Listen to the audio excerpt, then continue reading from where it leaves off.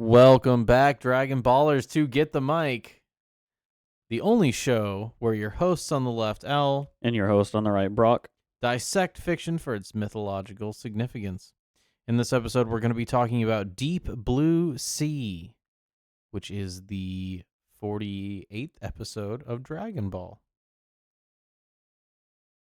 Before we start, just notice on the side there where we have a new uploading schedule: Sunday, Tuesday, Thursday on YouTube, and Monday, Wednesday, Friday on Rumble and BitChute. Yeah, I think that shifting it to that schedule is definitely something that's kind of necessary, just in the way that the algorithm works on YouTube. I think that this is really the way that we make it possible to make our videos visible, right? Yeah, and that's really what we want. We just want people to engage with our ideas, right? I mean, this is a project of passion, I would say. Yeah, we're trying to record a first pass at a conversation about what this show is about, right? So the whole concept of it being an approach live, trying to take the ideas and just have them duke it out and see what wins out, right?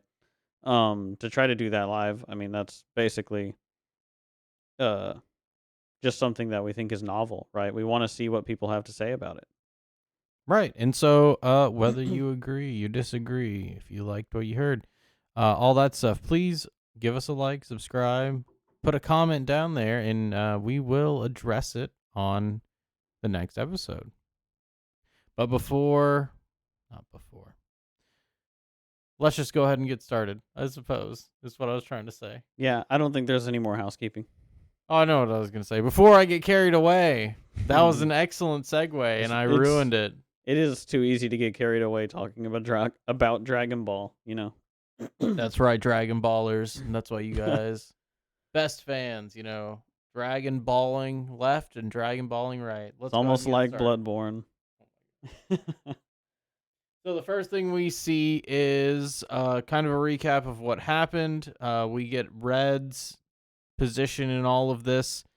He's very interested in a particular part of the report going back to him. And this one's called, in the Japanese, General Blue begins attacking.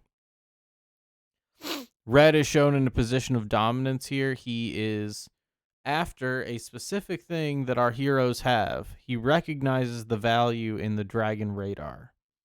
And so he requests, I think that's Captain Yellow, but it might not be.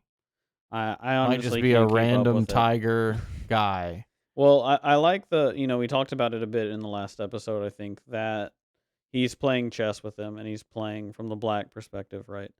And then he also sort of embodies this respect for positionality, I guess you could call it, in the way that he has a reverence towards the potential of Goku, right? And he's like, oh, we have to actually be careful. I just like that sort of lines up with his attitude to understand, like, what it means to be attacking from a disadvantaged perspective, right? Or from a lower power level. Right, it's translated very the potential well. of it, right? And particularly, too, because he wears an eye patch, right? He is one who would respect the power of vision. Yeah, it's almost like part of his sight has been removed from him for something, right? That's the implication. Definitely. And so we kind of get this intro, and we see that Blue is going to begin coming after our heroes. Meanwhile, our heroes are off. They've already left Kame House to go find the Dragon Ball in the middle of the ocean. Meanwhile, Master Roshi and Launch are left behind, where Launch has the Dragon Balls, and it's clear that they've left the Dragon Balls there at Master Roshi's. It's also apparent, too, that Red knows this. Red is sending, or he communicates with Blue to send an auxiliary force to take care of Roshi and Launch so that he can get the Dragon Balls and get the professor who invented the Dragon Radar. It's, we talked a bit before about the sort of irony of him confusing what he was approaching in going after Roshi, right? Because he thinks that he's approaching the creator of the Dragon Radar. and so he has an approach to that um, attack. Right? He's It's like, "Oh, I'm funny. going to come in. I'm going to attack this professor." Right? Well, he has one eye patch, and then Roshi essentially has two, right? So it's kind of ironic in that way as Yeah. well. Well, it has that sort of he has an awareness, right? It's almost to symbolize that he has a an open eye.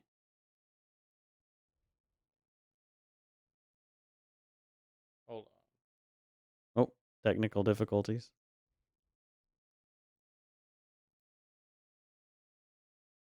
Keep going. But yeah, Okay. sight. Well, There we go. sight. Yeah, that's fine. We're fine. It's shuffling properly. Oh, okay. Well, I was gonna say sight being symbolic throughout pretty much all of Dragon Ball, right?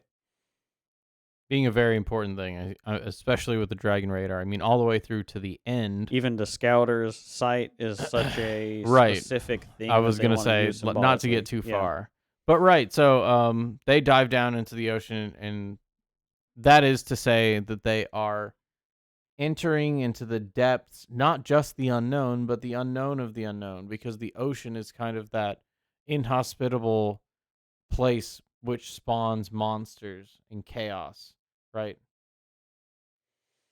Yeah, it's the depths of the unknown, right? It's sort of a symbolic diving into the unknown and going out of your native territory in a sense as well. So sort of being an explorer in a sense down into something you could say old or deep or primordial. We sort of tie that into we think of us originally being something that came from an organism that spawned in the water, right? That evolved onto land from the water. And so there's this primordial uh what did you say symbol to it, right? Hmm. And it's significant too that this is the next thing that Goku has to overcome to find the next bit of wisdom, right? He's already toppled the ideas of thuggery, but now he must enter chaos and contend with an alternative orderly spirit, Blue, in order to find this Dragon Ball, and we're going to see how that plays out in the next couple of episodes. Mhm. Um and I think that covers that. So I figured out what happened. It wasn't shuffled properly, even though I It came to the always resets conclusion that it itself. was. I know. I don't know why. It's so annoying. Uh, so our heroes submerge into the water, and Goku is amazed actually that it can both fly and swim. Yeah, this is a new type of craft, right? Because the modes of transportation have always sort of tied into the character's ability to progress to these challenges, right? I want to note too, the Nimbus. Goku can't just fly the Nimbus down here. Yeah, this is something of Goku can only that skate creative on the spirit. surface of the Yeah. water. This is a gift of that creative spirit that can take you down here into the depths, right? So that you can encounter uh, a deeper type of chaos, right? Right. Um, Mm. but it is amazing to Goku that this kind of technology exists, and uh, I suppose it's from Doctor Brief. I mean, he made all the capsules, right? Right, So, it's that sort of because Bulma brought it, right? well, it's Master Roshi's. Oh, it's Roshi's. That's Yeah, right. That's right. yeah, yeah. So I don't want to get too carried away in that analysis on how that ties in because I don't think it's as significant as Bulma's connection to it. Right. But they try to search the ocean floor and they're unable to find the Dragon Ball, so they send Goku out in a scuba suit to try and find it. Goku is tickled by a fish, and it was really funny to Brock and I. That's all I'm gonna say. At 4x. At 4x, Look it up. yeah, look it up at 4x. So he also finds a crab here, and I just want to mention too, giant crabs take a it's strange how prevalent they are in historical, not writing, but just like mythological stories and let's say writing from the past because We didn't know that giant crabs actually existed until recently, but they actually existed. But they really did exist. Actually, giant Where the crabs. image was actually real, right? And then it's named It's like almost king like, crab, but the right? caduceus, right? That has the helix of DNA. It's kind of that serendipitous spirit. Well, So it's I like the know lobster. it's literally just Goku lifting up a crab, and we're But he holds up the biggest the one, biggest right? one. This is the So he's biggest like one the I've ever top of the seen. hierarchy crab. There it is. So they're unable to find it thus far, but meanwhile, someone is watching their presence.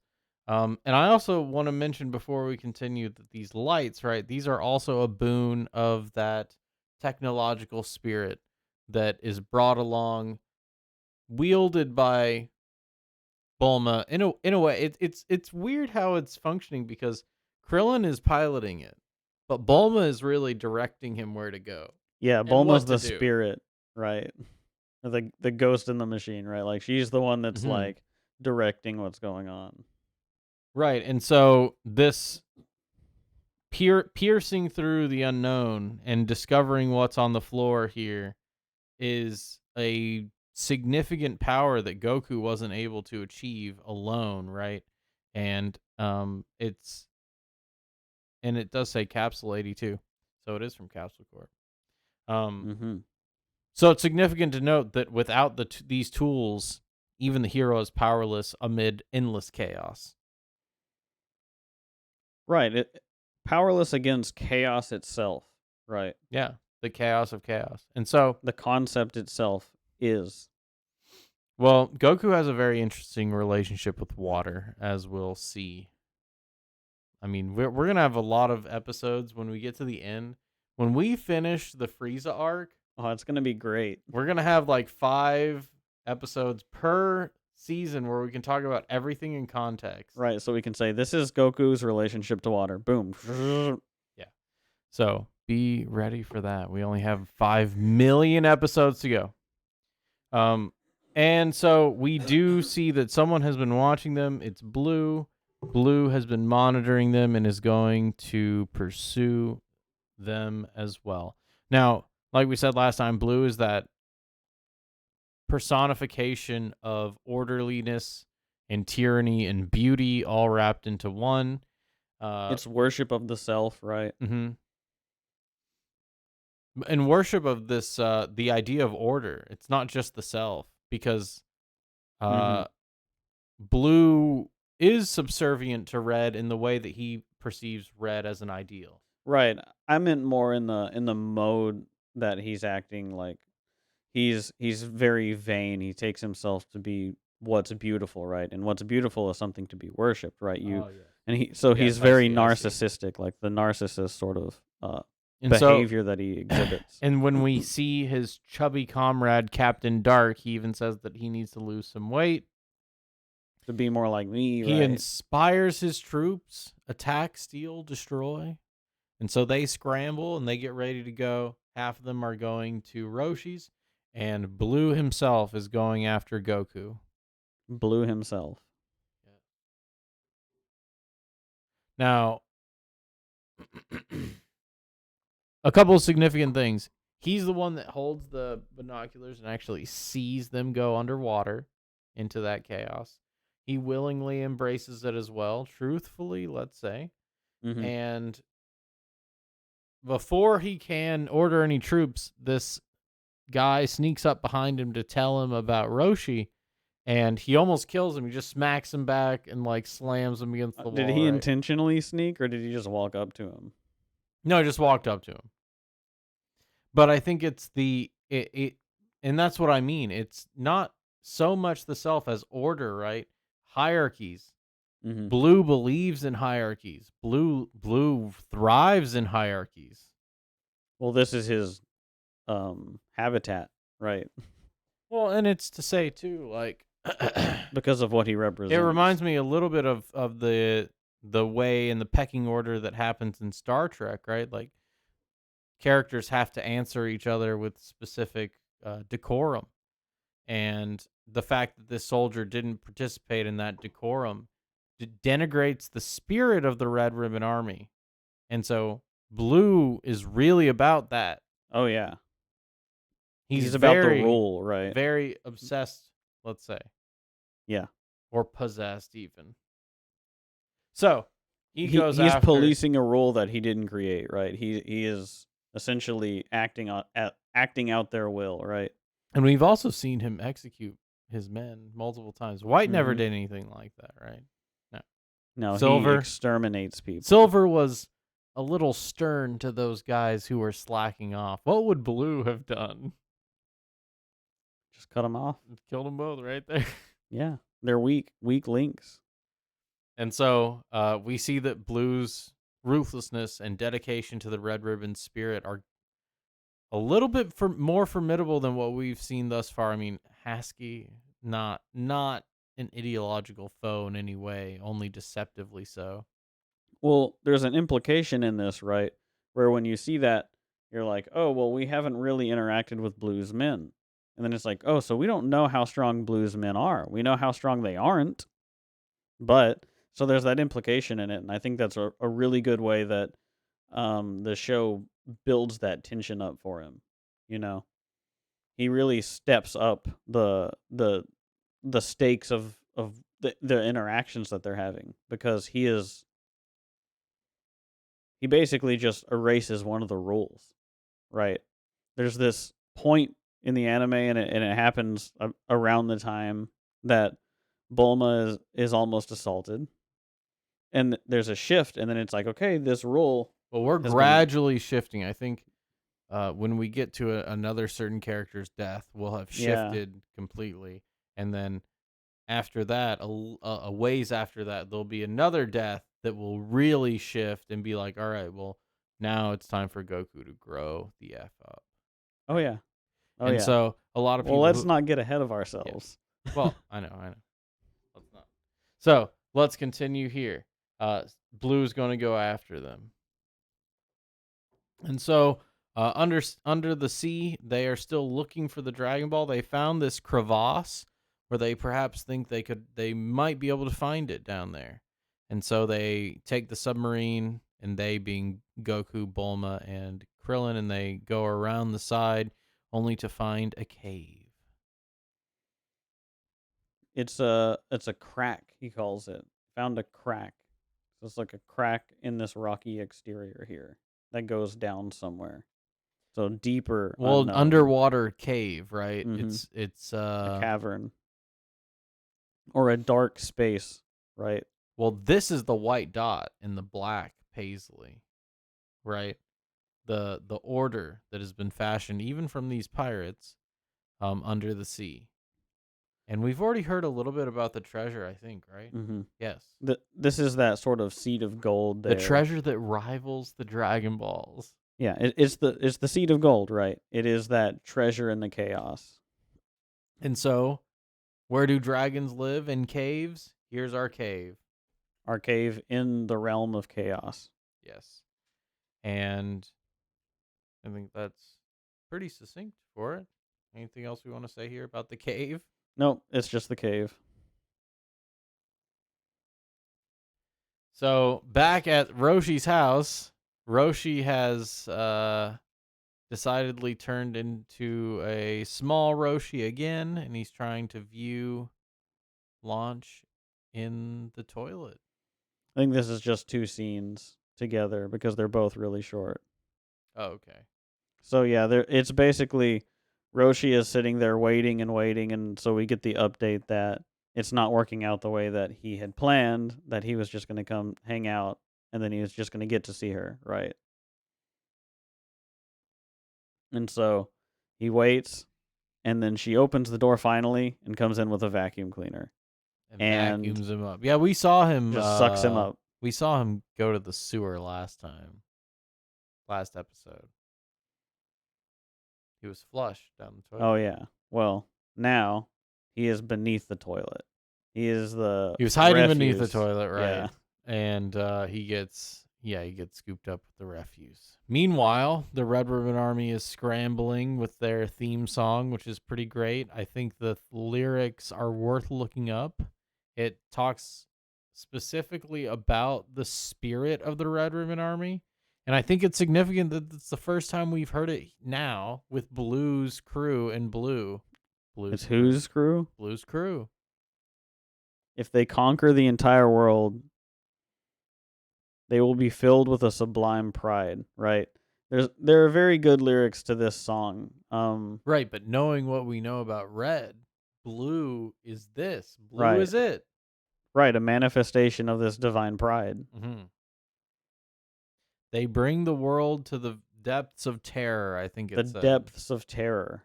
And we're in the depths of the sea right here. And the submarine sails out, and I think, yeah, the song is both significant. I think if there were more clips, we probably could have separated that Roshi part, but whatever. Yeah. It's fine. And yeah, I think that's pretty much we got what we want to say there. Yep, we just have that long mobilization sequence of them getting up in their helicopters and flying off, and then also mobilizing with their other vehicles to navigate the depths, Well, right? the other thing is, right, we've seen the last one we saw White, right? He did not take an aggressive stance towards Goku. He let Goku come to him. Mhm. Silver is almost a footnote at this point. Like, he's so insignificant, so ineffective, so ineffectual. And though he's above professionals, he's nothing near mythological. And so we didn't really see him mobilize a force either, right? This is the Right. first time we've seen the power of the Red Ribbon Army at Well, the this is the disposal first of time we someone see them competent. as an army, right? Yes, exactly.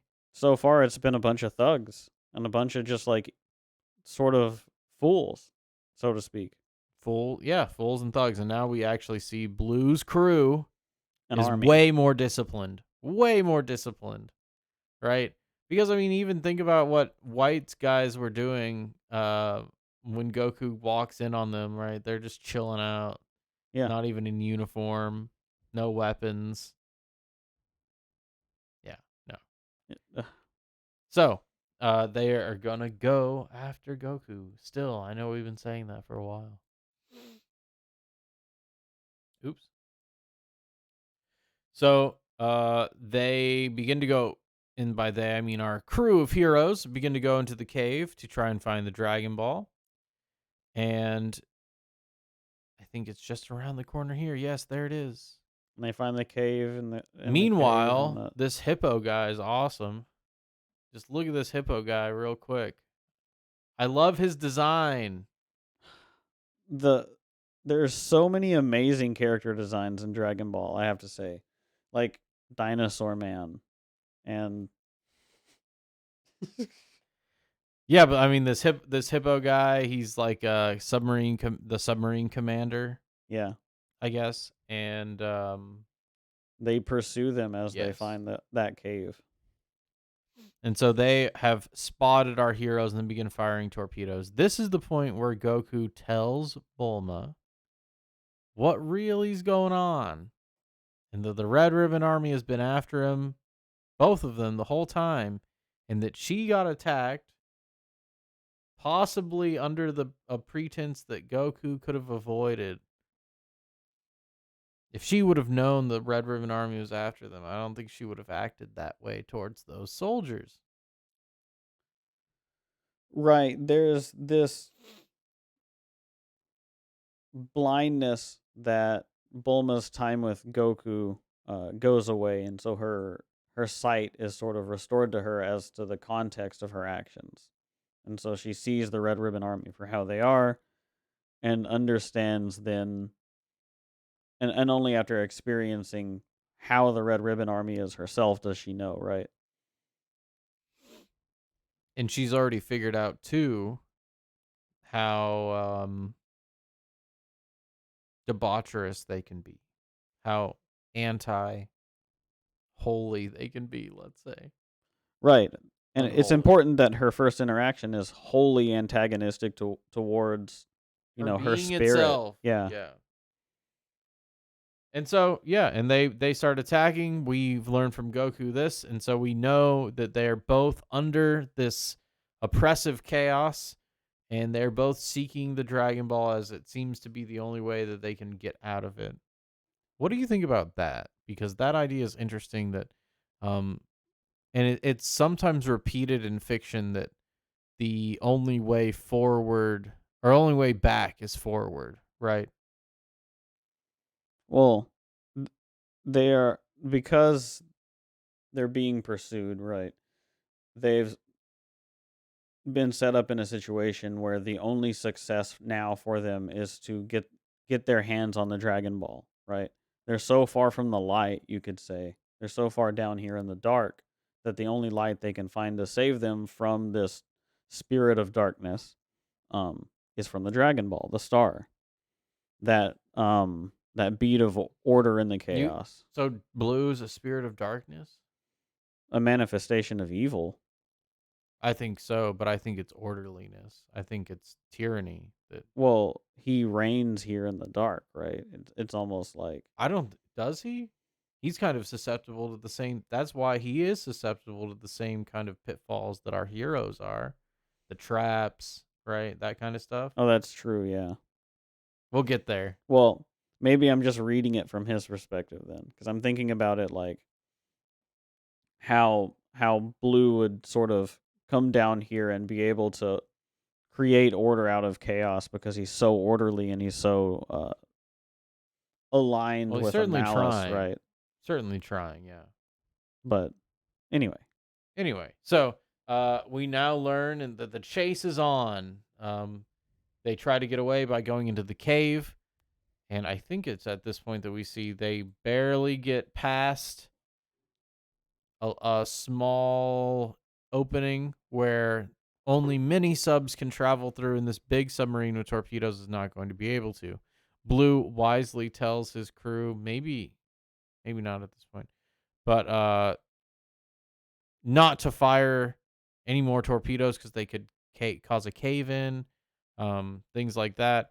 But at the same time, with our heroes, Bulma is furious that Goku didn't tell her that the Red Ribbon Army is aware of their actions and their plans, all that.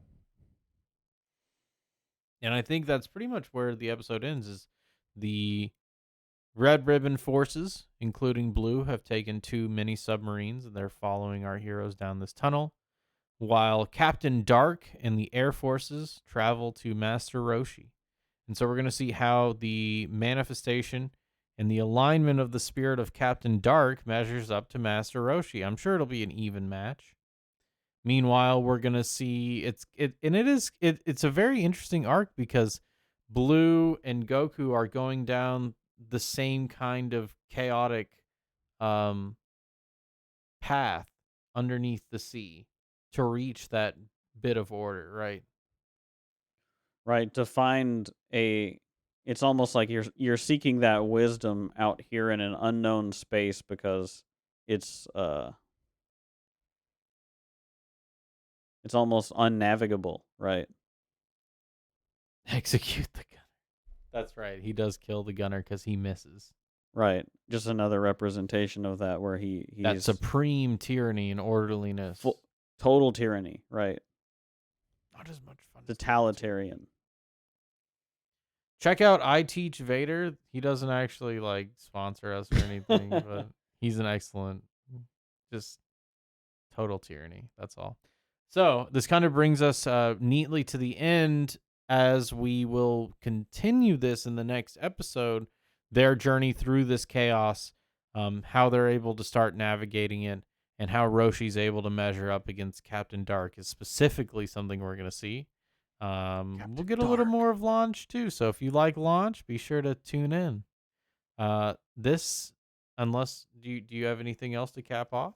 No, I don't think there's really much to cover until we actually get into the meat of it in the next episode. Right. We need to cover some other bases first before we can add some layers of analysis. So Mm-hmm. if you liked what you heard, please give us a like, subscribe, and give us a jungle on Rumble. Clungle the Lungle Bungle. Also, subscribe on BitChute. Is it subscribe, follow on BitChute? I don't know. I don't know. But Rumble do us that on thing on Rumble. BitChute. Yes. We hope you enjoyed the show, Dragon Ballers. I'm your host on the left, Owl. I'm your host on the right, Brock. and we'll see you guys next time.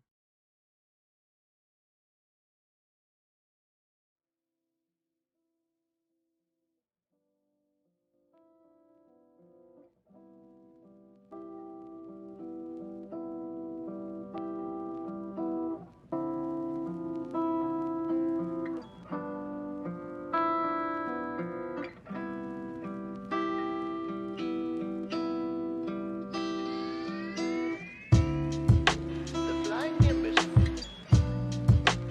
Am I really ready to part with it? Why not? If you can ride it, it's yours. The flying nimbus. It can fly you wherever you want. If you can ride it, it's yours.